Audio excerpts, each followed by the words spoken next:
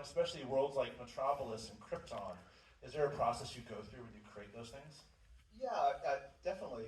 Look, I'm also the beneficiary of being able to stand on the giants that preceded me, right? So Superman created in 1938.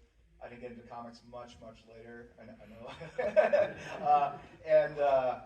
So a lot of that visual vocabulary had already been established. So when you think about Krypton, the designs, the early designs, I mean, they were influenced by what was popular at the time. That would be like Flash Gordon, right? So Flash Gordon's a big influence on Superman, but also Star Wars, right? So Alex Raymond was the artist back then, and so you could see that influence in how Kurt Swan drew Superman. Kurt Swan was my favorite Superman artist back then, before Neil Adams,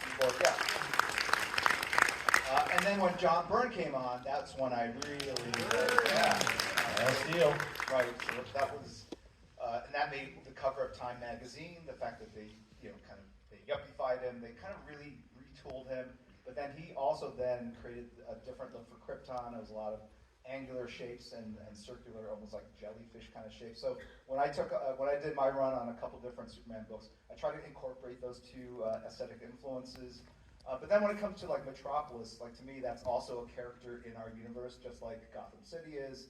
And then I try to really, because I worked on Batman and Superman, how do I distinguish them visually so they don't just look like similar cities? And in my mind, Gotham City was always New York, and Metropolis was Chicago.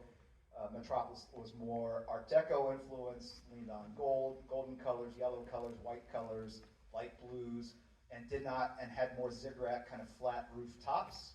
And I try to use that kind of architecture when I drew the story. Whereas Gotham City to me is more Gothic and Baroque with spires and a lot more noodly details and dark kind of concrete stone. So different color palettes, different architectural styles, and that's how I kind of visually distinguish them.